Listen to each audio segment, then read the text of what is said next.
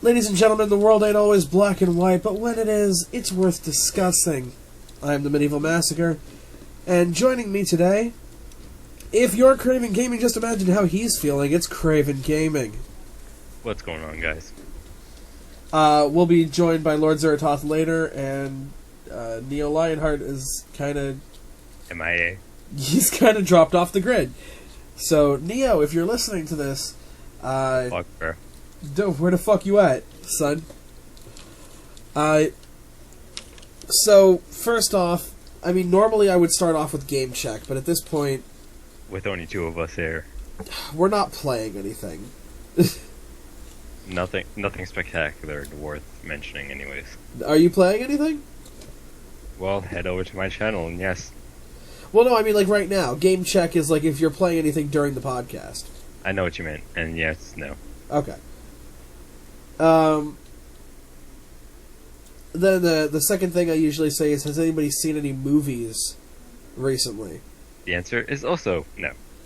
I'm not a movie person. Much. Yeah, no, the latest I went to go see the movies was Hotel Transylvania 2? Hotel Transylvania 2 and Scorch Trials, and both of which sucked.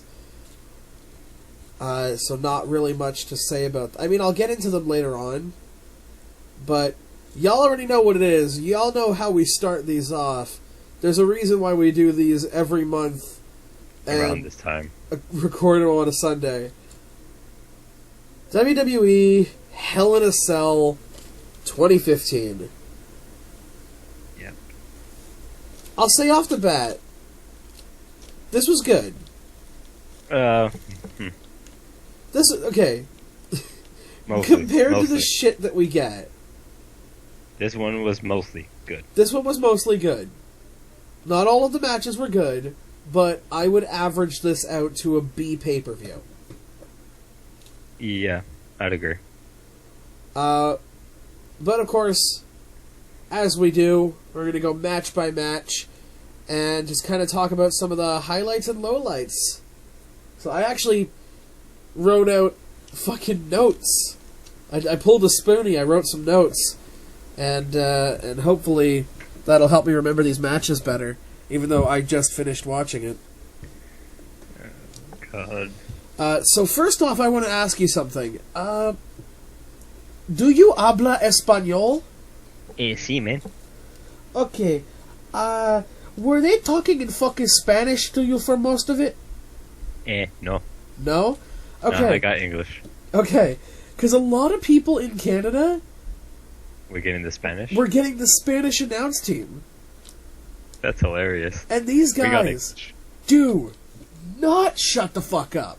Oh no, they go. They fire off like a loose cannon. And they have to, because they're like translating what's being said in like real time. Yeah. But wow. Well, unless they get scripts too. Fuck me sideways. These guys do not shut up. You ever watch their lips move? No. They fire off like a fucking cannon. Like, the video, the whole ADV setup in the beginning of the pay-per-view was completely fucked, at least for my end. Like, video was fucking up, audio was fucking up, the network kept, like, freezing. No, we were all good on my end. Oh, shit. Yeah, no, it was fucking up huge on my end. Weird. But, okay, let's start off with the very first thing, the John Cena Open Challenge. There's really only, like, a handful of things that could be said about this match. Yeah, so, when John Cena does his Open Challenge, the first person to come out is Zeb Coulter. Yeah. Using Jack Swagger's theme song. Yeah. And so I'm thinking... instantly, I'm like, okay, Jack Swagger. Yeah, I was thinking Jack Swagger. I wouldn't be too upset about that. No, me neither. Like, because apparently John Cena's taking about 6 weeks off. Okay. So, you know, I could see in kayfabe, like, Jack Swagger comes down to the ring, real American Jack Swagger for the U.S. Championship, and he breaks Cena's ankle or something. Yeah, some next shit. Instead, The Zeb only Coulter man does- in the world. No. Before we say who it was, like, here's the thing about Zeb Coulter that I found hilarious, and even my dad and brother did. He's there. He's like, everyone here should like come together. All Oh, 53 yeah. countries should come together. I'm like, before you left with whatever Yeah. issue you had, you were a racist SOB. He fucking 180'd. Dude, he 180'd and Sonic the Hedgehog in the other direction. Like, he's like, all different races should come together and learn to love each other. I'm like, who the fuck am I listening to? Like, I look at my dad, I'm like, he must have hit his head. This is Zeb Coulter, right? Like, Mhm. this is the guy who fucking said, like, all Mexicans and blacks Should go back to where they came should from. jump the border again, you fucking freeloading illegal aliens. Yeah, the illegal aliens, I remember that. Like, because, you know, him and Jack Swagger were feuding with a certain guy that they continuously called a fucking border jumper. Alberto! Del Rio. So, does Alberto Del Rio not come out? And if I could say anything positive for the man, He looks great. fucking great. Yeah, this man is... He looks toned as shit. Yeah. Like, he was seriously doing some working out, prepping for his return. Yeah. And what's kind of funny is I actually found out the actual reason why he left. Oh, yeah? And it was pretty insane. What was it? Apparently one of the WWE workers that's not a wrestler, just one of the backstage bros, Uh-huh. said something pretty racist to Alberto, and Alberto turned around and hit him. Oh, shit, nice. Got his ass fired for a bit. Well, what the fuck do you think you're gonna do? You're not a wrestler, and yes, I get wrestling is fake, whatever. Okay, do you see these wrestlers though? If they still punched you, It's still gonna hurt like an they're SOB. still gonna fucking beat the shit out of you. You're not gonna look at fucking Alberto Del Rio, who he may not be as toned as he was now, but he's still an athlete, and go, oh yeah, you know what? Maybe you should jump the border, you fucking spick. Yeah, and then And They- expect they and goes expect their him to arm. go, what? Oh, you silly man! Like, no, I'd fucking punch you out too. anyways, moving on. Oh my god. Okay, so he introduces Del Rio. They wrestle the most average match in the world, and then Del Rio gets the win. That kick though. He gets Kick. he gets a win by hitting the not so super kick. But either way, that kick, dude. No, I disagree. No, because usually when someone does that type of kick, it's to the side of the head. He square on forehead kicked him. He square on forehead kicked him, but this is Big Match John. This is John Cena. If that is your real name. If that is your real name. Oh my god, I have that written down here. I love that. John Cena, if that is your real name. Okay, how many people in fucking WWE use fake names? A lot, How many? actually. John Cena is not one of them. No, John, that is his actual That name. is his actual name. I You forgot know, his real name, but yeah. you know who doesn't use his real name? Undertaker. No. More specifically to this situation. Alberto. Alberto Del Rio. Yeah. Fucking, I'm gonna look it up. I'm gonna look it up right now what his actual name is. One step ahead of you. Your internet will probably load faster than mine. Yeah, that's true. Oh my god. If that is your real name. Oh yeah, because I bet Tyler Breeze is his actual fucking name. I mean, there is Northwest. That's true.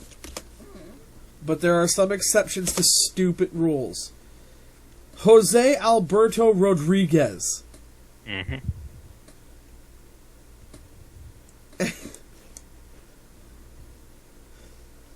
you know, let's go ahead.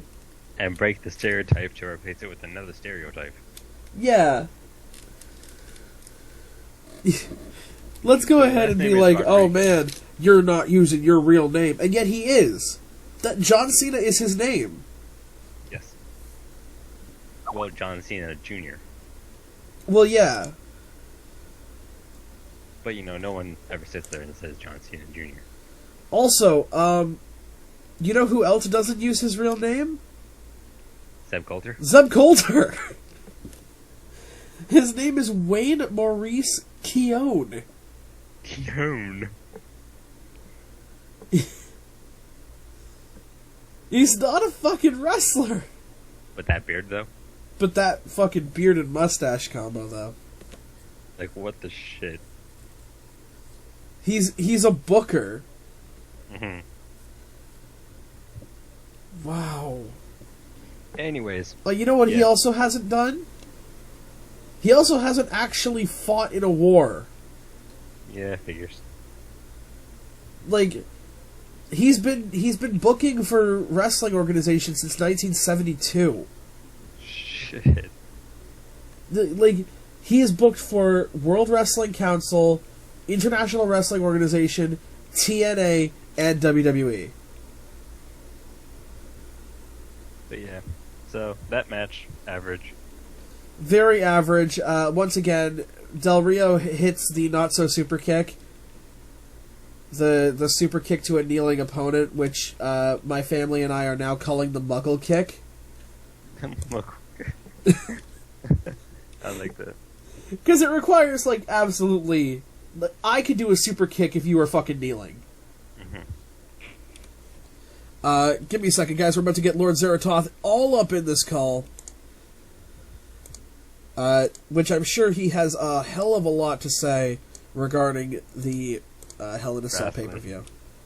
The wrestling. Come on, buddy. Get in on it here. Hello. Hey, Lord Zeratoth. You are live on the Black and White podcast. Oh.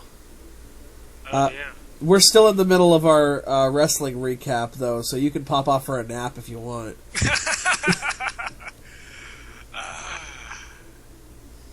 I want to actually recap this for you because I think that you'll find this funny. John Cena's been doing this thing where he's been coming out and being like, anybody who wants to challenge me for this United States Championship can do it. It's an open challenge. I don't care who comes out. I'm going to defend this every week. And so he does so at this Hell in a Cell pay-per-view. Okay, so who stops the audience from walking in? Security. So a man named Zeb Coulter, who his previous gimmick, by the way, War veteran. His previous gimmick, by the way, was that he was a super racist redneck American and patriotic. Out the arse. Like one of those America should just be the white people kind of people. His name is Zeb. Zeb Coulter. Well, we'll get to that actually. Okay. He brings in a man named Alberto Del Rio. Wait, wasn't he racist? Yes. Also, Alberto Del Rio was the guy that he was feuding with that he told to basically jump back over the border. Oh my god. People pay to watch this? Yeah. And then he tells John Cena, well, John Cena, if that is your real name. Which, guess what? A lot of people in wrestling use fake names. John Cena's not one of them. John Cena's real name is John Cena. Then again, he did use fake names when he first started. He did. Before WWE. He was the prototype. Yeah. That actually is kind of a cool name. And then he figured out his name was strange enough to keep up in this weird world if he yelled it loud enough. Yeah, actually, except unless he got fired, in which case he returned as a luchador wrestler for dark matches called Juan Cena. That would be absolutely extraordinary. It was fucking great. It happened. Wait, what? It fucking happened. See, Juan Cena was the thing. That's just because luchadors are the best at everything. That's true. All wrestling should become luchadors. Like, you don't change any of the plot, you just change their outfits and names. Yeah, no, I totally agree with you, and you would love Lucha Underground, that's basically what it is. It's underground lucha wrestling. No, but imagine a luchador redesign of, I don't know, who's that guy with the whole death theme going on? The Undertaker. That's it. Oh, we'll get to him. But I'm just saying. Imagine him as a luchador. Yeah. I am El Deathо. I am El Reaper. El Morde. El Morde. I have come for your soul, Paco. Today we will smell of titties. Okay. And tequila. Okay, get to the point you're obviously building to. So Alberto Del Rio beats John Cena with the not so super kick. Yeah. With the Muggle kick. Okay. And he wins the championship. And oh wait, we forgot to tell him. So the reason we were mentioning John Cena, if that is his real name, which it is because Zeb Coulter is not his real name. Neither is Alberto Del Rio. Yeah, no, that was kind of obvious. Zeb. Zeb. Man, I have villains in fantasy anime named more sensibly than that. Yeah, well, then you also have Jail Scaglietti. Hey, being named after Ferrari is awesome. It's still fucking stupid. Hey! It's stupid can be awesome, but it's stupid. Look, it's just... The author was having a card day, okay? I mean, you recall the protagonist is named Subaru. Yeah, fair enough. At least you don't have two villains named Hiroshima and Nagasaki. Yeah. Did I just go there? Yes. I think you just went there. I have a funny story on that note, because somebody came close. Somebody actually nearly did that, but we'll get back to that after your wrestling story. What did they fucking call him, like, Blitzkrieg? No, we'll just finish your story, we'll get to mine. Okay. So he hits him with the not so super kick, and he pins John Cena after one finishing move, which doesn't fucking happen. Yeah, I'm gathering that John Cena is kind of meant to be some kind of Superman. He's Big Match John. Yeah, and he doesn't die to anybody except for like Brock Lesnar. Yeah. I think we've been over this the last time you dragged me on here. Yeah, we did. So what's the punchline this time? The punchline is he lost. Yeah. But he's... like a bitch, apparently. He lost like a bitch, and it's basically because he's taking about 6 weeks off to, I don't know, fuck Nikki Bella or something. Hey. If I recall our conversation last time, these guys get like a zero like medical care and stuff. He's probably taking 6 weeks off to heal all the broken bones. Yeah, but he also makes so much money that he doesn't need their medical care. He probably has a personal doctor. Well, yeah. To be fair, his dad looks like a doctor.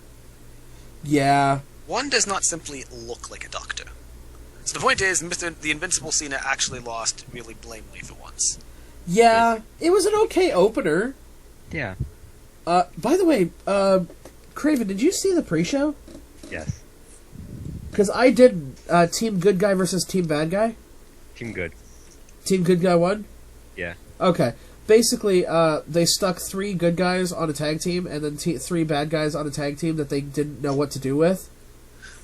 Yeah. Good guys and bad guys being the face and heel label? Yeah. Yeah, okay. So they basically went Team Babyface versus Team Heel. Have the baby faces win. It entices people to buy your pay-per-view. Okay, fine, fair enough. As an opener to the actual match card, Del Rio versus John Cena wasn't too bad. Yeah. I mean, there could have been better match openers. Then we move on to our very first Hell in a Cell match. Roman Reigns versus Bray Wyatt. Yes. This match was phenomenal. This match was great. It was amazing. I did kind of laugh a little bit when Wyatt started setting up the weapon funhouse. Yeah. Excuse me? He started sticking weapons in the holes of the cage. So he had a kendo stick lodged in one corner, and halfway through between the 2 ring posts, he put a steel chair. Well, it's funny, the second he did both of those, I sat there, looked at my dad, I'm like, one of them is going to get hit by one, the other one's going to get hit by the other. And it happened. Yeah, lo and behold. I mean, then again, getting your face plowed through a kendo stick. You know what? I'm actually disappointed. Because, see, normally when I hear these wrestling stories, and somebody says some phrase that makes no goddamn sense, what it usually means is some ridiculous move. So when I heard Weapon Funhouse... You thought it was a guy's finishing move called the Weapon Funhouse? I'd call my finishing move the Weapon Funhouse. I mean, Dean Ambrose could do that with his stack of chairs that he tends to do. Okay, we're gonna get to Roman Reigns playing the bongos with kendo sticks in a second. Oh, he's the punch the ground guy. I love hearing stories about him. He's the guy who cocks his fist like a shotgun? Yeah. Yeah. No, I'm not gonna lie though, when he was playing the kendo sticks like a bongo, it actually sounded kind of cool. It sounded great, it looked fucking great, but you just had to just not look at Roman the entire time. Yeah, because it sounded like a constant drum beat. Yeah, no, he was basically really playing a drum line on Bray Wyatt's shoulders. No, even before then, when he was walking to him, he was drumming it on the ground, and it sounded like a freaking war drum line. There's also a golden rule of what's called garbage wrestling matches. Garbage wrestling is when you basically pick up everything, including the garbage cans, and you hit the opponent with them. There's not a lot of moves. It's just weapons flying. Beating the shit out of each other. Alright. There's a golden rule. To be. There's a golden rule of garbage wrestling matches. Yeah. If you set up a table, you're going through it. One way or the other. Whoever sets up the table is going to be the person who goes through it. So Roman sets up his own table. Two tables, actually. He sets up two tables. One for later on in the match, which is actually a really cool Chekhov's gun. Yeah, we'll talk about that later. But he sets up a second table, and he gets Uranagi'd through the fucking table. Yeah. Or Sister Abigail, if you want to call it his actual finisher. It wasn't even his Sister Abigail. It was it was basically like a rock bottom almost. How is there a move called Sister Abigail before there's a move called Weapon Funhouse? One of these things that involves at least one word that's threatening. That's a fair point. No, it was a Uranagi. Like, if you actually know what wrestling moves are, he basically Uranagi'd him. Mm-hmm. So, like a spinning STO, which again doesn't mean anything to anybody who doesn't know the wrestling moves. It's alright, don't bother explaining. Then Wyatt tries to bring out a table and realizes that the distance between the ring and the fucking cell was really, really small this time around. Yeah. People didn't have room to do a lot of shit when they were on the outside. Nope. We'll get to that later, but he finally does get the table out, and he gets put through his own table. With a, freaking powerbomb. With a powerbomb. And that powerbomb looked fucking great, by the way. Oh, it did. Like, holy shit. I mean, it's always going to be awkward having your face in someone else's crotch. Yeah, that's true. And then he did spear him off the apron through a table. Okay, about that one. Did you see how Roman actually landed? He landed on his fucking wrist. And his head. But he braced most of that with his wrist. Yeah. Do you notice during the backstage segment with Dean Ambrose how he was clutching his wrist? Oh yeah. Oh, he fucked up his wrist something fierce. Guaranteed. But that was cool. You know, that was a really cool spot. It was pretty cool.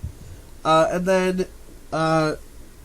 And then they cuddled for like 10 seconds. They did, yeah. That's the thing when you have like a stockpile set. Yeah. Because you can't move because you're clearly hurting. He can't move because he's clearly hurting. So it looks like a giant cuddle puddle of sweaty man meat. Well, no, quite literally, freaking Bray Wyatt's head was almost on freaking Roman Reigns' like chest and stomach. Yeah. And like his arm was draped over him for a quick second. So it's like, oh, they're cuddling. Look at this, so cute. Okay, so this is what I have. This is what my notes say. Roman wins with a bongo spear combo. Bongo spear combo. he basically picks up the two kendo sticks, the Singapore canes. Right. and he bongos him on the fucking shoulders. Oh yeah. And then he spears him. Yeah. Which that spear actually looked freaking crazy. Well, that's a Roman Reigns spear for you. Yeah, but I mean, usually he doesn't ricochet himself off. He usually doesn't Irish whip himself off the rope to do it. He usually just runs at you. Yeah, that's true. So that time he even had more momentum. His spears look fucking great. Yeah, he's one of the few that can actually do a good spear. Oh yeah, it's not like Edge's running hug. Which sometimes that still looked great. Sometimes it looks great, like during what was it, WrestleMania 19? Yeah, almost any ladder match that he was in with the freaking spear. Well, I think it was really cool when he went off the ladder and speared Hardy. Oh, the mid-air. The mid-air spear? That was great. Poor Jeff is all I gotta say about that. Oh, yeah. Dude, poor Jeff in general. Like, he was folded in half the second he hit the ground. Yeah. That man's body must look like a fucking topographical map of Afghanistan. Yeah. Anyways, moving on. Do we have to move on? I hate this match. I hate these guys, and the fucking crowd loves them. Look, almost every match now on sucked. Almost everyone. I'll agree to disagree with you, but I get where you're coming from. Right. So, next match, the New Day versus the Dudleys. Yeah, you've mentioned not liking these guys. So, this is what I have. This is what I have as my notes. New Day versus the Dudleys, match number 1075. Yeah. Because for some reason, despite the fact that the Dudleys continue to lose, the Dudleys have gotten 3 title matches in a row. Yeah. Which goes to show you that the tag team division is dead. Yeah. Unicorn Magic. Fucking Unicorn Magic. Unicorn Magic. Is that a finishing move? No. Oh. God damn it. Sister Abigail is a fucking finishing move of Unicorn Magic, isn't it? Somebody is very disappointing. Unicorn Magic. Fuck you. I'm gonna try and actually explain this to Zeratoth. But fucking this is not gonna happen. Okay, Zeratoth, easy way of doing this. Put your hand in like a fist. Okay? Yeah. Stick up your pointer finger straight up. Yeah. And thumb against forehead straight up. Why? Because Xavier Woods got hit with a trombone in the head, and so his midsection was damaged. And so he sent a tweet out that he was going to help the New Day win using Unicorn Magic.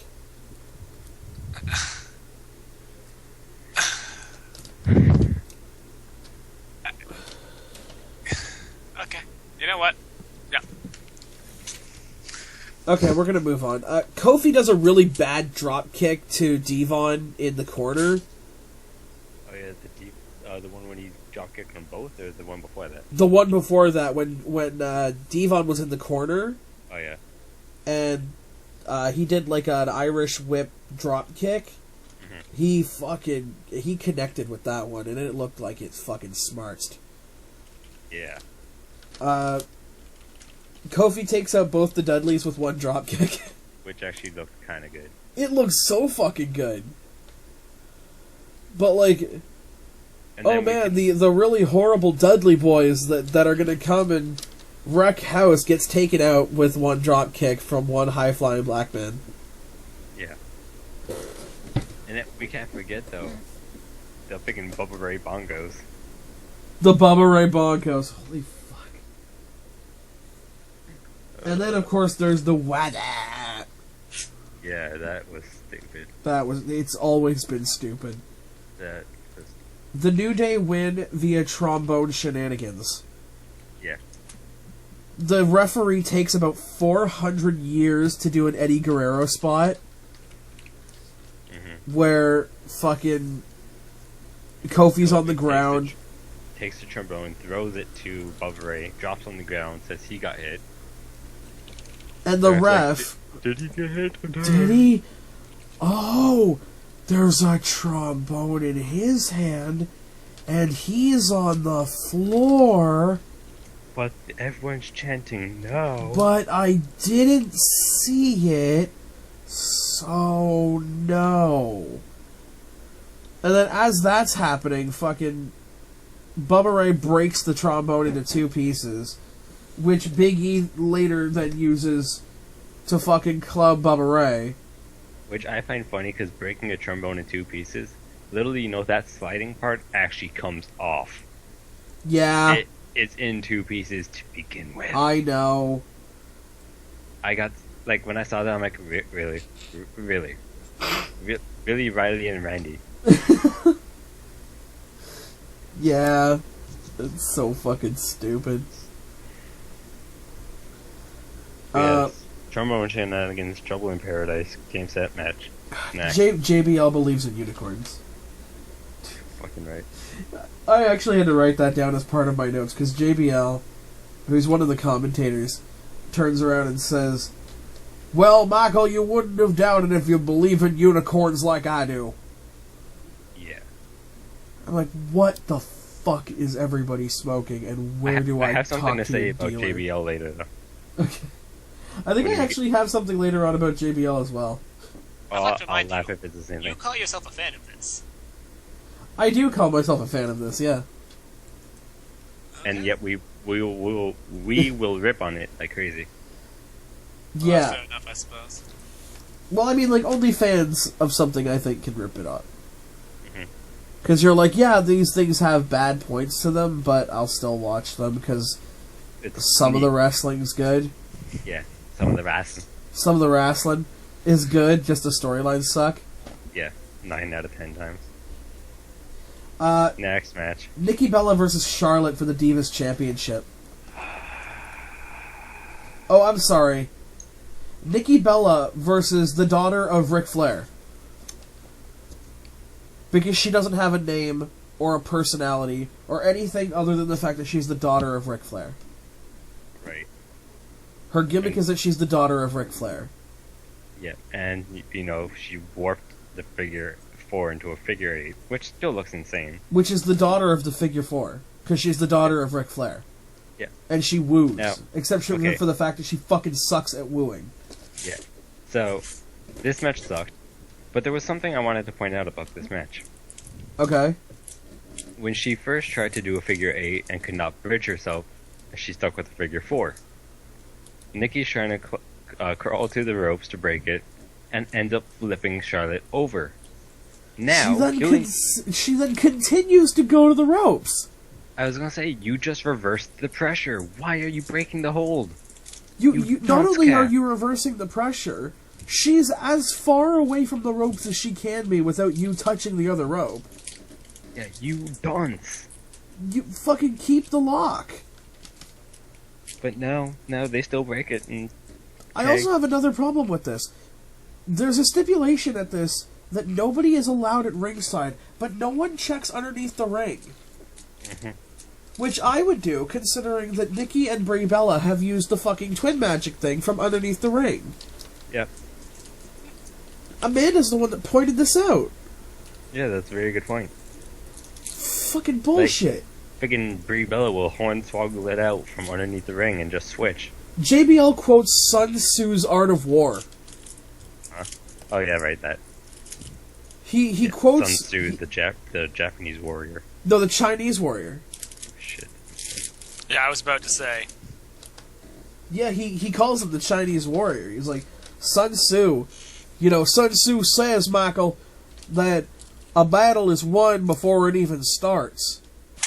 Monkey see, monkey do. I'm like, fucking JBL, shut up. It's a fucking Divas match. There was a really cool second rope neck breaker by Charlotte that I liked. She kind of hit her in the corner, and then I lost my internet. Hold on. Fuck. That's okay. We're gonna get this back, guys. You guys know how it is. This happens to my fucking internet all the time.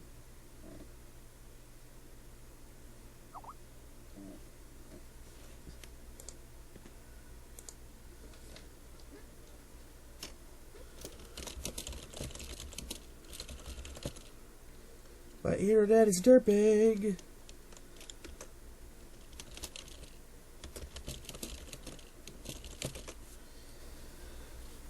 You guys back? Yeah. Yeah? Alright, everything good? Can I ask a quick question? You were talking about Sun Tzu. Is that actually how that guy words that quote? Yeah. That's actually how he says it? Yeah. Okay, well, he can take his copy of his Sun Tzu fan club membership card, and he can shred it finely, mix it with dog shit, and snort it. Probably has. It's like a terrible job of representing Sun Tzu. Well, okay, JBL doesn't represent anybody. Yeah, no, but like, this guy's kind of a big deal. Well, Zara, buddy, you're fighting a losing battle here. Oh, I know.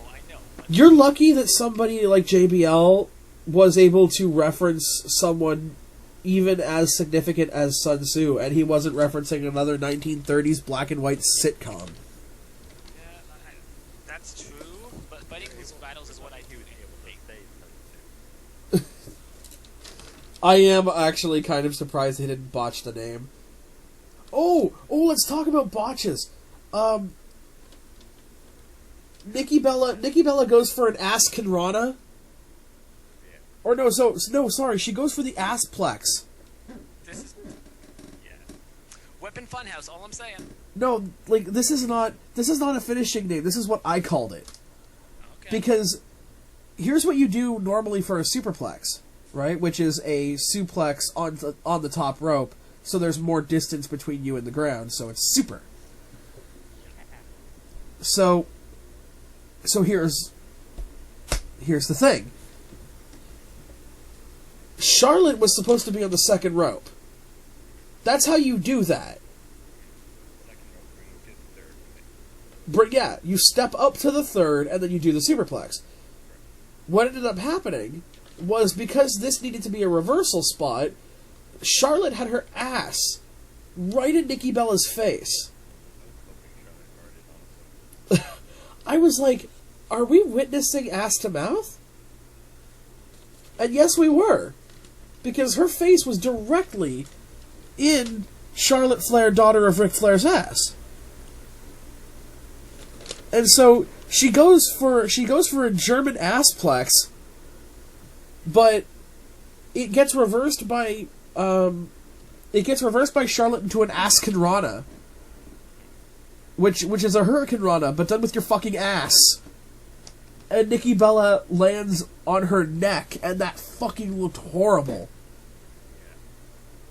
Yeah. It looked like a cool reversal, in my opinion. It would have been a wicked reversal had fucking any of them done it right. Yeah. If fucking Charlotte wasn't trying to twerk. Yeah.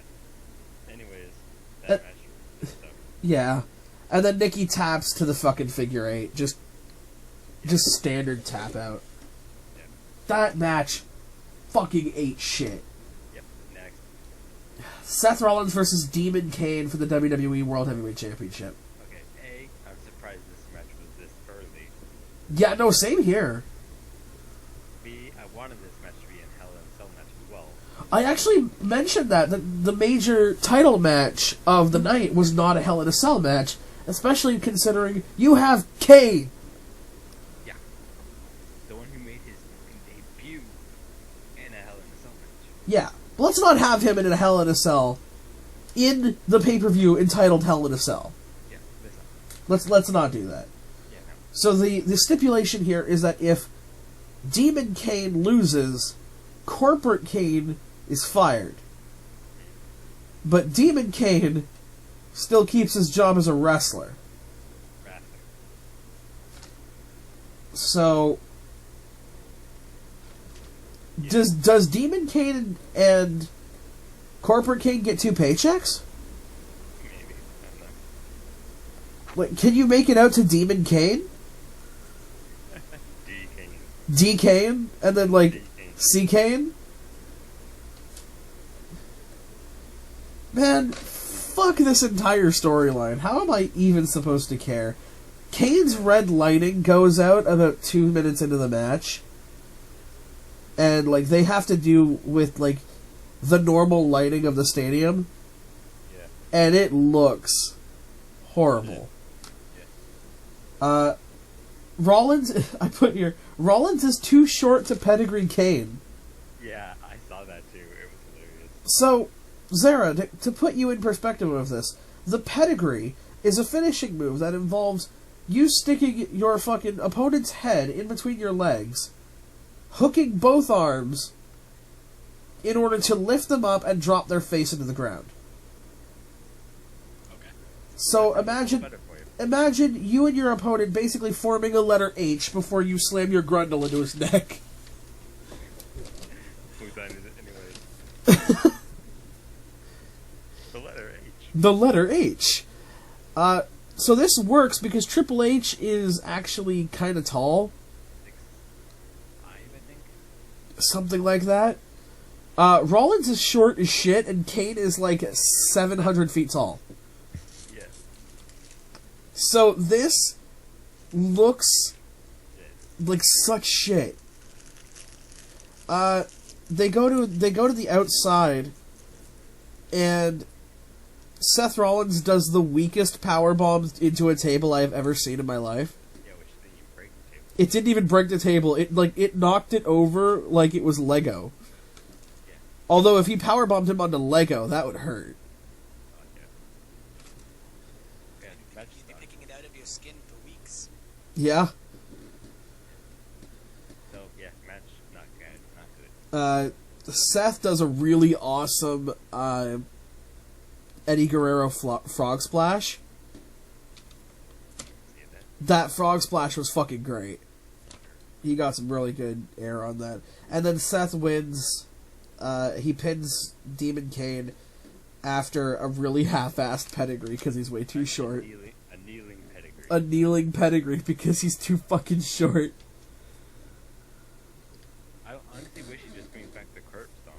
I fucking wish that too. The curb stomp was great. Like, it actually can hurt. Oh yeah. The pedigree doesn't look like it hurts. Oh. Zeratoth, curb stomp is basically your opponent's on all fours, facing downward, obviously. You whip yourself off the rope, come back, jump, stomp your foot into the back of their head and slam their head down with your foot. He actually had this thing later on where he would like step off their back for more height, Yeah. and then just like American History X the motherfucker's face into the ground. But it was great. It looked fucking great. Yeah, it was great. It's good. And then we had a backstage segment with Roman Reigns and Dean Ambrose, which I don't get why that happened, because Dean Ambrose did not have a match tonight. But he was supposed to. Was he supposed to? And it was supposed to be him and Randy Orton versus two of the Wyatt family members. So, And Randy Orton got hurt, oh shit. apparently. They're Oh. saying that the Wyatts bombarded him again. Okay. He probably got hurt legitimately, though. Yeah, I was gonna say, I can't tell if that's bullshit. It's probably not for the reason they said it, but Randy did probably get hurt. Probably. That man's fucking body is a massive scar tissue at this point. Yeah, that man's been through more shit than John Cena has. Oh, he has. Yeah, because John Cena's too safe. Yeah. Fucking Randy Orton's shoulder must look like shit. I still remember when Wade Barrett threw Randy Orton down the fucking stairs. Dude, do you remember the RKO to Edge where he threw him over the top rope and he fucking landed on the outside right on his shoulder blade? Oh yeah. Fuck, dude, that looked like shit.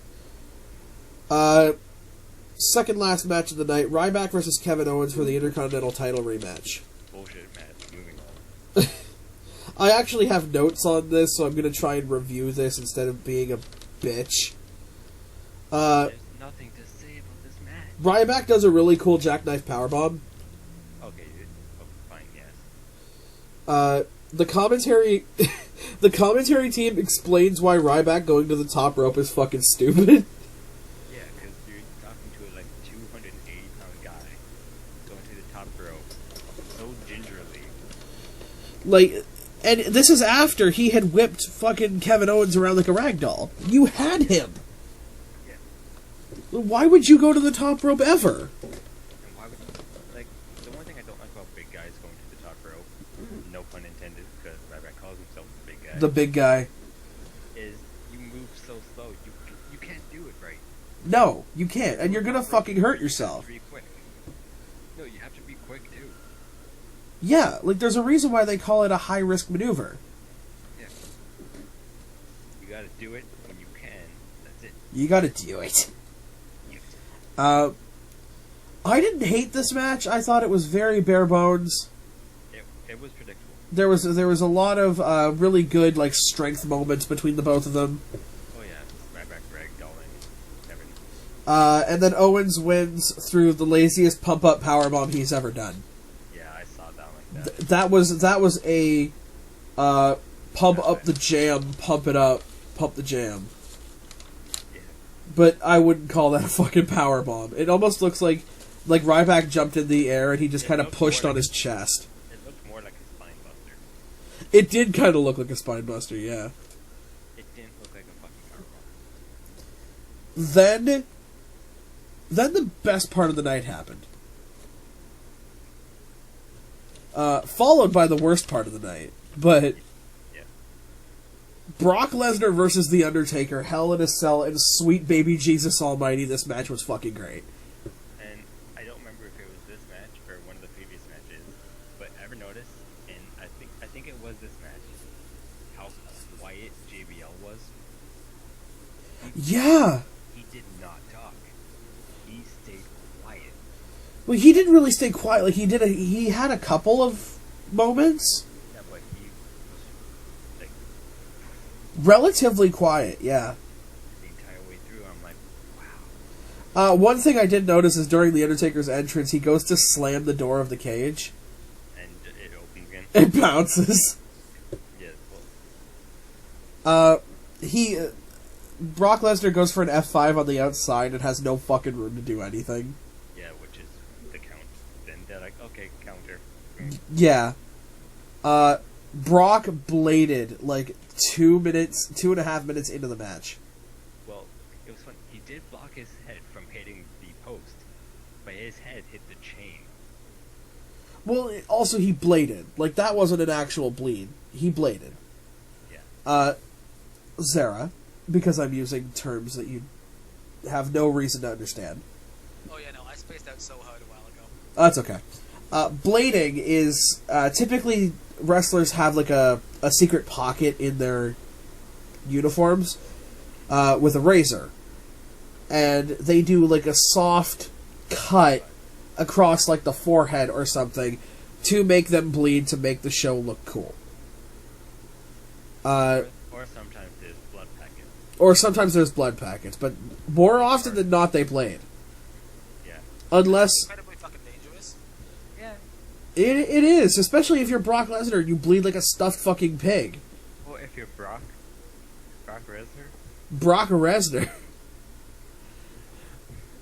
If you're Brock Lesnar. No, like seriously, the fucking guy bleeds like a horror movie. Yeah, this man They had to call the doctors in to check on him twice. Yeah, this man sweats like a fucking horse in 2 seconds. If you've ever noticed that. Oh yeah, I did notice that. The minute he got in the ring, the fucking beads of sweat down him.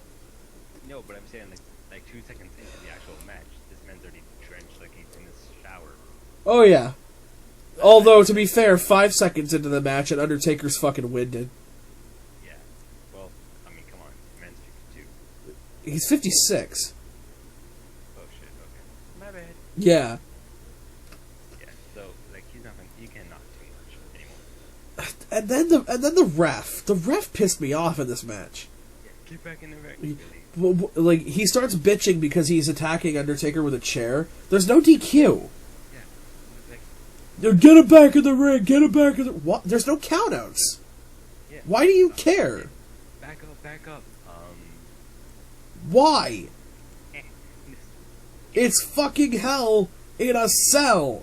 Shut up, get in the ring, and if I go to pin him or make him submit, That is when you do your goddamn job.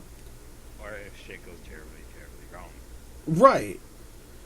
And then Suplex City starts. Not really. It was only 3.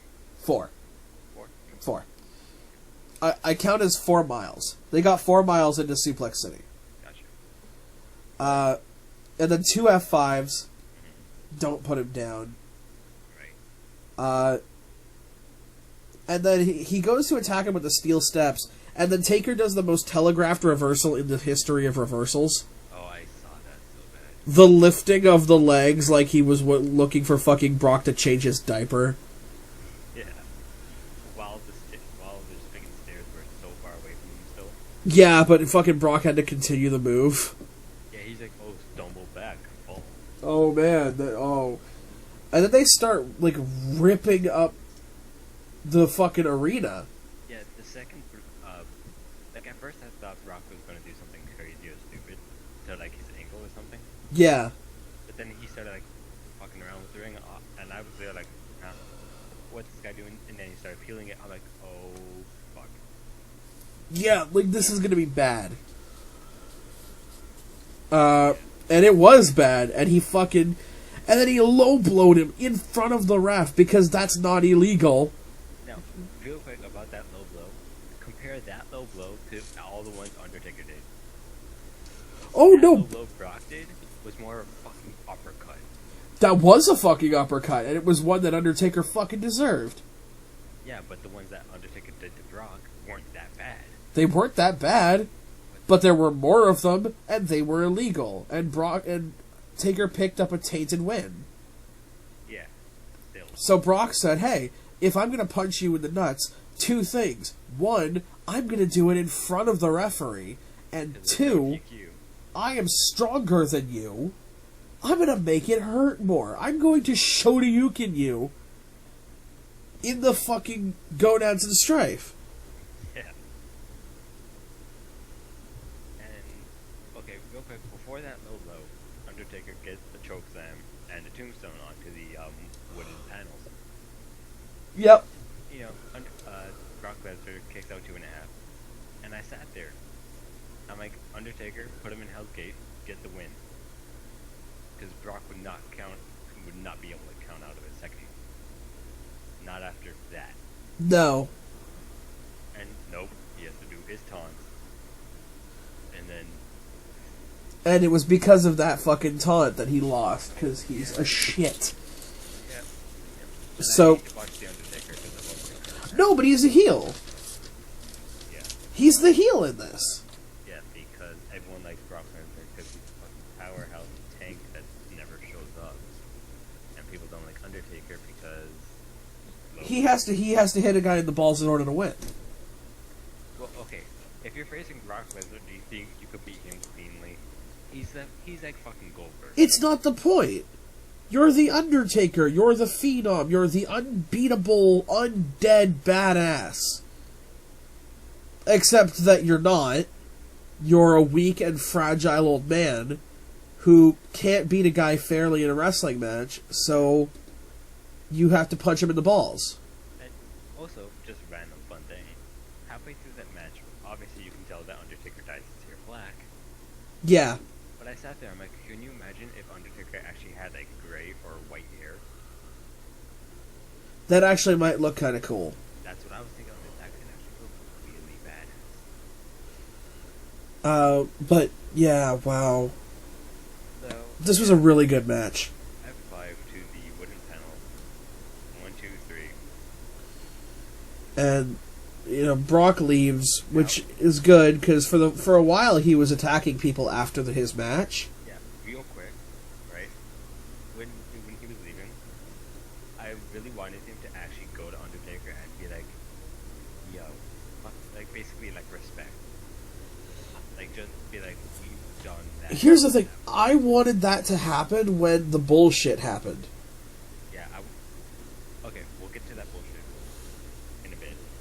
But like when Brock Lesnar stumbled when Heyman was helping him out, I'm like, yeah, bitch, you're kind of hurt too, aren't you? Aren't you, buddy? Aren't ya? You sack of fuck. Oh shit! I got to cough. second. No one's gonna fucking know that. Oh, you're just a bunch of crackers? Oh my god, that's completely unrelated. That's something that the public are never gonna see. Yeah. So Brock leaves and Undertaker gets up and he's looking at the crowd and it's all respect. Thank you, Taker. Yeah. And then we end off No. Bray Wyatt and his fucking Wyatt clan come in. Apparently all 4 of them now. Yeah. Fucking whatever. Okay, I guess the other guy just heel turned at some point. I don't watch Raw. Yeah. I know he was gone for a while. Oh, okay, so he just came back and he's a bad guy now. Yeah. That's cool. He's better with the Wyatt clan anyway. Yeah, all of them are. And so they're all coming to the ring, and I'm like, hey, you know, how cool would it be Undertaker comes back down. if Brock Lesnar comes back down and whips every one of their asses and, like, helps the Undertaker up? Yeah. My dad even said that. He's like, Brock, come right back down. He's like, Brock, Kane, and I don't care, someone else too. Yeah, no, I fucking mentioned Brock, Kane, Roman Reigns. Oh, that would be great. Can you imagine Survivor Series 4, big 8-man tag. Survivor Series 8-man tag, Roman Reigns, Undertaker, Kane, Brock Lesnar versus the Wyatt family? Yeah. Especially if you made it like a tornado match. No, you're doing Survivor Series. It has to be elimination tag. But it would still be, oh my god, that would be great. That fucking match would be sex. Like, okay, even if you couldn't do that, imagine Brock Lesnar versus Braun Strowman. That would be interesting. You got a beast versus the world's strongest man in 2013. So an actual modern one, not, 10 years ago, Mark Henry, world's strongest man, who still gets claimed to be the world's strongest man. He's fucking not. Not anymore, No. At the time, sure. Here, no. Lou Ferrigno could probably walk circles around. No problem. Like, Lou Ferrigno could probably run circles around Legendary. Probably. So, like I said, I would equate this to a B match or a B pay-per-view. Yeah, like those couple matches definitely made it good. But then the shit. Yeah. I'm gonna give a quick rundown of the 2 movies that I saw. Okay, so the 2 movies that I saw, like, about a week or 2 ago was Scorch Trials, the second to the Maze Runner series, and Hotel Transylvania 2. Both of these movies sucked. Scorch Trials was a rage zombie flick. That's all it was. Was like, this is a movie about post-apocalyptic rage zombies. Which, if you've read the books, makes you want to piss lightning. That sounds excruciatingly painful. It's incredibly painful, though. And then Hotel Transylvania 2 was pop culture references. Do you like pop culture references? Do you like watching Dracula breakdance to It's Going Down for Real? Do you like watching someone trying to learn how to use Skype? Yeah, Drac has to learn how to use his phone. Yeah, because that takes place. Yep.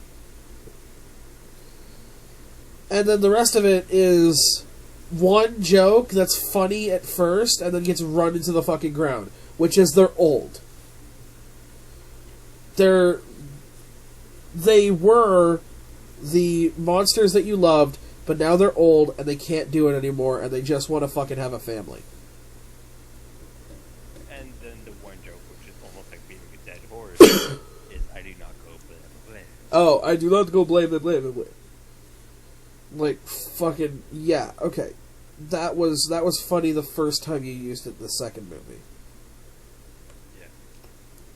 Like, the first one was so good. Yeah. Like, honestly, I never even watched the second one, because the second I saw it, there was a kid. I'm like, it's Mavis who just turned 18 or something. And fuckboy. It's 3 years later. Oh, it's 3? So they're still fucking 21. And they have a kid. Yeah. To be fair, they're doing better than most. Yeah. They're doing better than most people that I know. Well, yeah, most people don't have fucking Dracula as their dad. Yeah. Plus, I'm telling you, you know how much sex they probably have. And all the kinky shit they could probably do. She has gone 121 years, or 118 years, dry as all fuck. He's a hormonal teenager. And fucking Mavis Dracula is hot as fuck. For a cartoon character, I'd say more cute. I would wreck the fuck out of her. I want to see someone cosplay her, because that would be hot. It's so simple, honestly. It would be. Like, I'm pretty sure you could get all of her shit at Hot Topic. Not even. You could probably get it almost anywhere, just like a black shirt, like a skinny jeans. I return. Well, it's not a black shirt and black skinny jeans, it's a dress. Hello, hello. Hello? We're still there. We're bitching about Hotel Transylvania.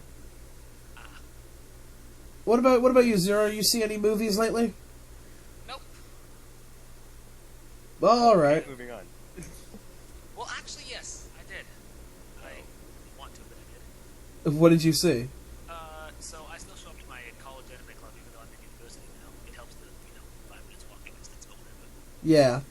And the guy I left in charge started a pretty good habit of having the last meeting of each month be a movie night. Okay. And then he's all like, "Hey, there's a new Dragon Ball season on. Let's drag in the latest Dragon Ball film." And then I stared at him with dark horror in my eyes. Battle of Gods. No, the one after that, Frieza. Oh, the Frieza one? Oh, the new one. Although I did enjoy getting to see the most fabulous man in Dragon Ball effortlessly troll the fuck out of everybody's two favorite quote-unquote badasses.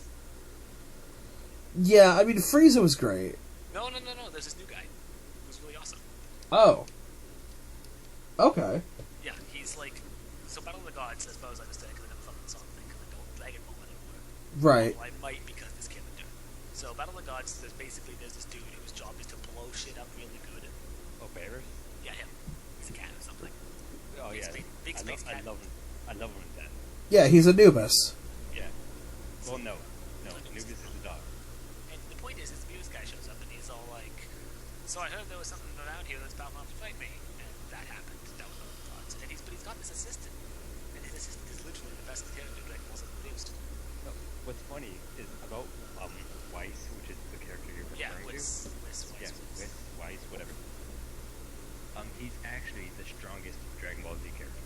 Yeah, no, that's very blatant. That's the story I'm getting to, because you know how the internet, whether they think Goku beats Super or not, the internet loves Goku, the internet loves Vegeta, and they all think that the biggest badasses ever. Yeah.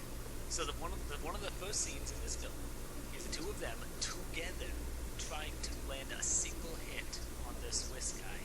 And what is he doing? Absentmindedly deflecting their blows while admiring the flowers. Well, Like you want to know why he can do that? Because he's just that good. No, there's actually a reason. I know that his limbs can move independently. They gave some No. No. It's like It's not even that. what? He basically can know what's going to happen 3 minutes ahead of when it actually does. So he knows everything that's going to go out now, Oh yeah. in a nutshell. So he can sit there and be like, yeah. My point is this incredibly fabulous man admiring the pretty pink flowers while making Goku and Vegeta look like a pair of idiots. It was a good day. Yeah. But for him, it was Tuesday. No, but literally though.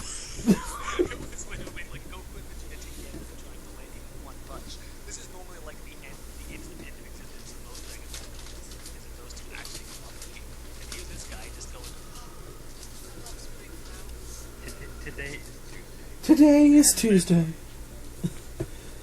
Life is good, you know.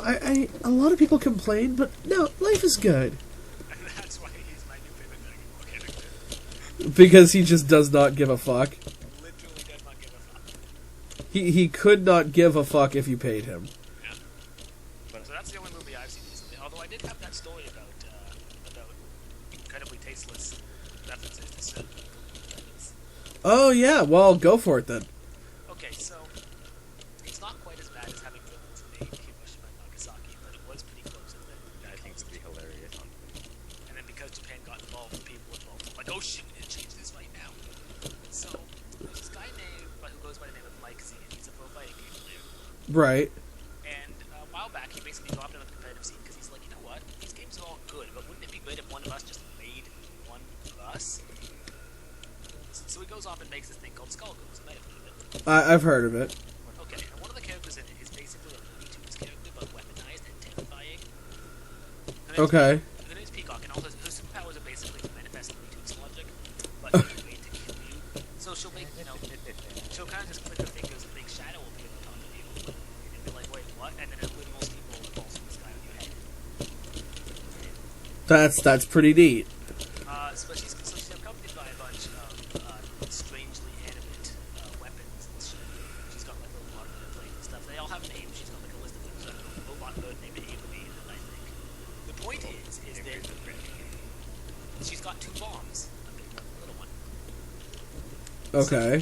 So guess what they were gonna call them? Oh no, Fat Man and Little Boy. Bingo. And then the game runs low on money in the development, and then they go to Konami or in Japan to finish, to get money to finish development. And so along the way, somebody points out that, hey, you think we should change these names? I don't know what they're called now, but they used to be called Batman and Little Boy. Although I would point out Needless. Yeah, but it's okay when the Japanese reference that shit on their own. It's when other cultures do it, they have right to get offended. But yeah. It's like how black people can say nigga. Yeah. Or it's almost like the original the Japanese names are copying and wheezing from Pokemon. Yeah. And Y in LA, which is Japan taking cheap shots at New York and Los Angeles, being the two most polluted cities in America. Which is fucking great. Oh yeah. Speaking of fighting games, actually, Actually, I have one about that too, but you put this. okay, there's a fighting game that the best friends have recently played. That I think that you would like, Liam. Yeah. It's, how do I describe this game? It's basically just scenes of a bunch of friends and like a bunch of Japanese people dressed up and acting like weird characters. And so like one of them is a Lolita, one of them's a ninja. It's real fucking weird. But apparently, according to the best friends, I wouldn't know this because I don't play / like fighting games. You might. Well, this one I'm gonna bring up. What about Smash? Smash is not a fighting game. Smash is not a fighting game. Don't use that shit. I felt like doing that just to see your reaction. Yeah, it's not a fighting game. I know it's not. And also, fuck you. Okay. Let's talk about the second name of this game. Yeah, no, that's basically it. It's like it's this comedy game, but apparently it plays really well, and a lot of characters are just kind of carbon copies of already existing fighting game characters. Oh, that's been going on forever. Well, apparently it's gonna forever and again. I mean, here's a nice short story. So you know Terry Bogard exists, Yeah, and he's awesome. he's pretty awesome. So he's part of a series called King of Fighters. It has a bunch of other games and stuff. It's part of multiple King of Fighters. Right.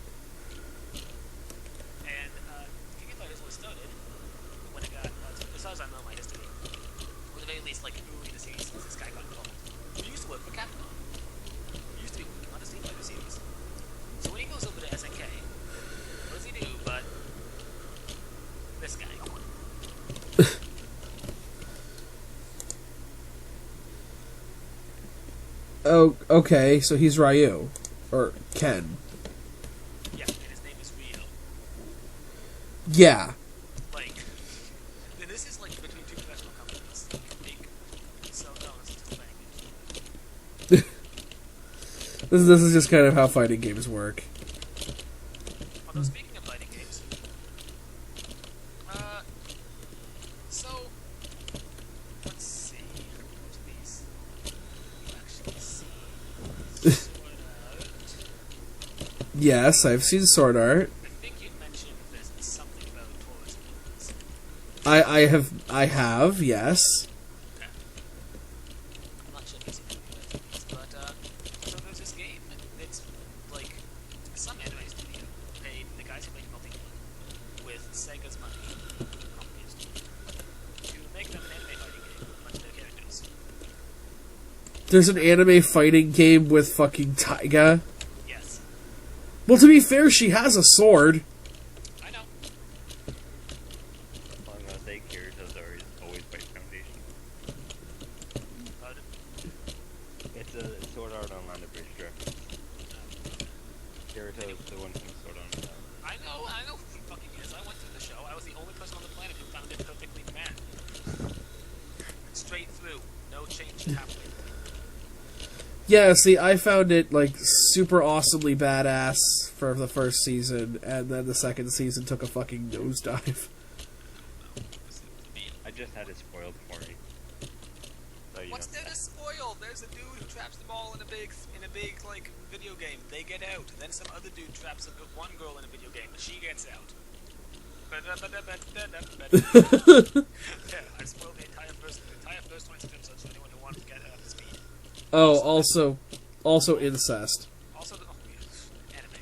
Also, there's this god-modded kid who doesn't have any personality. Yeah. Pretty fun to watch him swordfight though. What, Kirito? Dude, don't be a bitch. I didn't say. Look. When I say someone has no personality, it's bad different from me saying they're like badly written. I can talk about badly written protagonists. Want to hear me rant for 3 hours on Gundam Seed? No. Exactly. Like, and Kirito is a far cry from Kira Yamato, although they share some syllables. They do. Like, creepily. Yeah. But like, so like, they're similar. They're protagonists with similar symptoms. It's just Kira Yamato has all of them way worse. Kirito is a perfectly acceptable protagonist, but that's as far as I'm prepared to go. He's acceptable.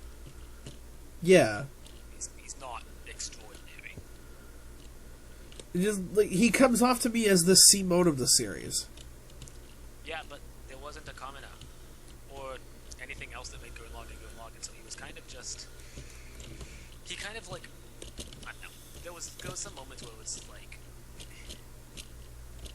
I could. Look, Yeah. this is the level of mad I am over the show. Is like all my criticisms are half-assed because all the show's good and bad points were both half-assed. When it fucked up half-assed. It like it would godmod him a bit, but not like really play it up. So it was like, but then it would have a writing flaw, or it would have a really good moment, and it would not put 100% to either of those. And it's like, So like it's always funny when people have such strong opinions about the show to me. Animation was nice though. Animation was really nice. Which, again, watching this game, which you should totally check out, because, again, you're a crazy, tiger, right? Taiga! Yeah, okay, sure, whatevs. Her and her boyfriend's an assist character. Good. Her boyfriend's an assist character in the fucking show, too. Yeah, no, I'm not sure how many of the rest of the characters in it Could you send me a link to the cast? that's what I'm trying to do right now. The Legend of Fighting Games, a link to the cast? Yeah, basically, right? Let's see. I wonder if there's just a picture of the cast list. That would be fantastic. That would be fan-fuckity-fuck-fuck.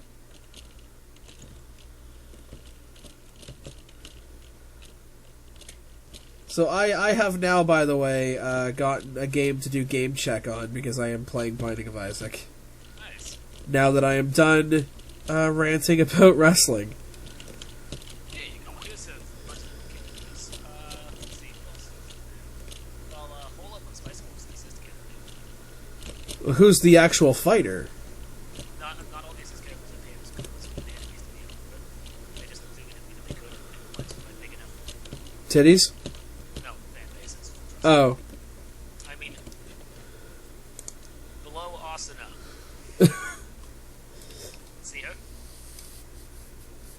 See, nope, I don't, because it hasn't loaded for me yet. Okay, top left is Shauna, right? Yep. Okay. Then Asuna. Don't know who the top main chick is, but the bottom one is Leafa. I don't know who the top guy is, but the bottom girl is Kuroneko. And there's also the actual chick from Oremo. Yeah, she's a playable character. The little fat kid, is he from Axel World? Yes, and the girl from that one is not in this picture, but she's also one of the main playable characters. Okay. Holo, obviously. Yeah. Don't know. Third row, far left. Don't know. Don't know the girl. Don't know the top guy, but the lolly's cute as shit, and I want to know who she is. I don't know that girl either, but she also looks cute. One of them looks like Neptune, but I know it isn't. Fighting Climax is the name of it. Dengeki Bunko Fighting Climax, yeah. Dengeki Bunko.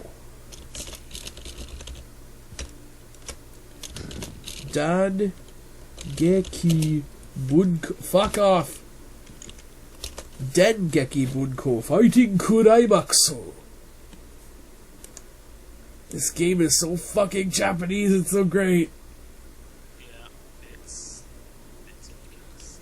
You can get it in fucking North America though. Yep, I have it.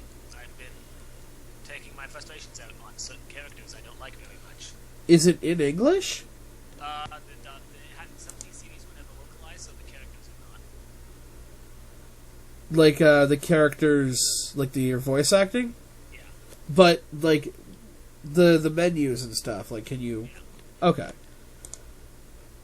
Playable characters. Akira Yuki from Virtua Fighter. Asuna from Sword Art Online. Emi Yusa, the Devil is a Part-Timer. Which I've heard is actually pretty good. I think she's new. Because she is not in my version. Oh yeah, she's in the new one coming out in Japan. That explains it. Kirino Kosaka. Oremo.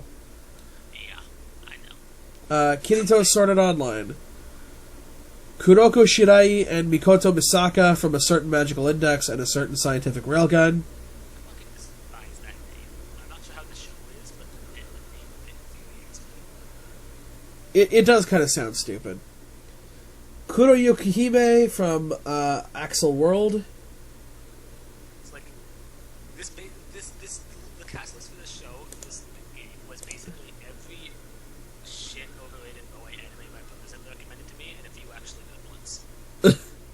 Miyuki Shiba, the irregular at Magic High School. Case in point. Kenser Barbotage from Heavy Object. Another one who's not in my version, disappointingly. Rentaro Satomi from Black Bullet. Silvaria Bless from Valkyria Chronicles. Shana. Her and the Virtua Fighter guy are because the game was paid for by Sega. Oh, nice. Shana from Shakugan no Shana. Shizuo Heiwajima from Durarara. Taiga Aisaka from Toradora. Tatsuya Shiba from the Irregular at Magic High School. Oh god, he got upgraded to playable in the sequel? Yep. Tomaka Minato from Rokyobu. Must be. Okay, this is the fucking basketball lollies. The basketball lollies? Basketball lollies. She's a lolly, and she's the game's tagger because she grabs you into the basketball and shoots you in the fucking net. The show is titled How Lollies Play Basketball. This is as straightforward a description as I can give you of basketball lollies. Oh my god, you're fucking right. Is forced to stop playing basketball at his school for a while when the team captain gets himself involved in a scandal for being suspected of being a lolicon. Kira, have you been infiltrating anime again? I make no anythings. His aunt then assigns him to be an elementary school girls basketball team coach. Oh, wow. I might check this out. God fucking damn it. The Irregular at Magic High School. Okay, first off, that sounds stupid. So you can tell that some of these series never got localized because, like, the names are stuck in literally translated Japanese symbols, and it sounds fucking atrocious. Actually, no, you want to know what the literal translation is? What? The poor performing student of a magic high school. Mahoka Koko no Retose. Honestly, like, trust me, this show's fucking. Ugh. It seems kind of cool. Well, yeah, no, the setup seems cool, but it's one of those. Look, I'm gonna be honest. You're probably gonna like it. Well, no, you might. It's definitely not at my house. The United States of North America. There's a bit too much raw anime, like in the let's appeal to otakus. Oh, okay, so yeah, I'll probably like it. And it's straight up. Let's just appeal to otakus all the fucking time. And then, assist characters. Accelerator and Last Order from a certain magical index. Alicia Melchiot? I guess. Valkyria Chronicles. Boogie Pop from the Boogie Pop series. Kelties... Fuck that name. From Terrara. Dokuro Mitsukai from Bludgeoning Angel Dokuro-chan. That sounds fucking stupid. Enju Aihara from Black Bullet. Eno Toa from Denpan Ona to Seishun Otoko. Otherwise known as Who Gives a Fuck? Can you tell this game's Japanese? Florecia Capistrano from Heavy Object. Haruyuki Arita from Axel World. Hinata Hakamada from Rokyobu. Holo from Spice and Wolf. Izaya Orihara from Durarara. Some other motherfucker from a certain magical index. Lifa and Kuroneko are assist characters. Okay. More people. Oh, Ryuji is the fucking assist character. Nice. I think I mentioned that. I think so.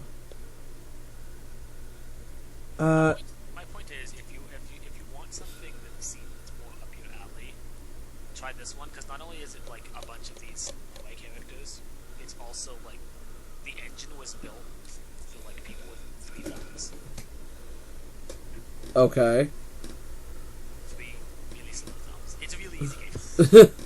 It's a super easy fighting game. You press buttons and stuff happens. Like, it's not in a way that feels like you're not controlling it. The problem is I don't have a PS3 or a PS4. That is just... Well, if we ever get together, I'll show it to you. Yeah. I'm still deciding whether or not I want to get a PS4 or an Xbox One. Or you could just... So wait, you already have the proper next-gen console, so you really are kind of getting second fiddles now. Yeah, I have the Wii U.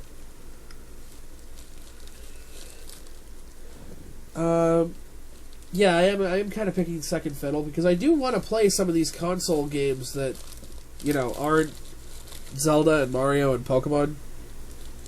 But Oh. what about Pokken Fighting Tournament? Fuck off. Fuck off with your Pokken. I was one of the only people in our group of friends when that thing got announced that I went, that fucking sounds stupid. It is. It's fucking... That sounds crazy fucking stupid.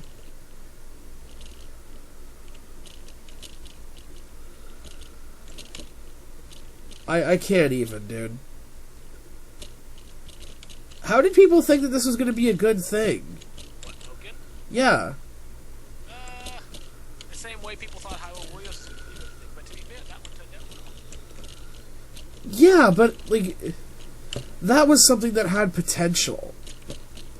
This does look like it's pretty playable. But there's nobody... Nobody wants this. Not even the people who want this want this.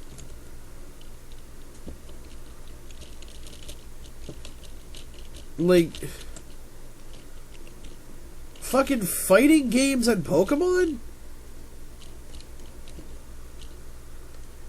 It just doesn't gel. He did his Mario Tennis, but see how well that one worked. It didn't.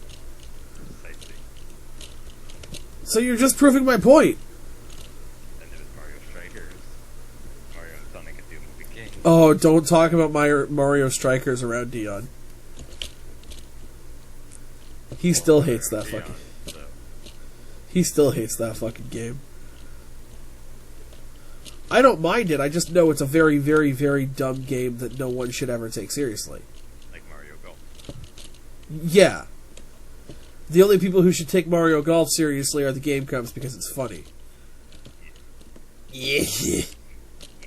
Either way, I'm gonna go because I work in 9 hours. Yeah, man, no problem. We're gonna call it a podcast. So what can we attribute from this day? Hell in the Soul was good. Watch it.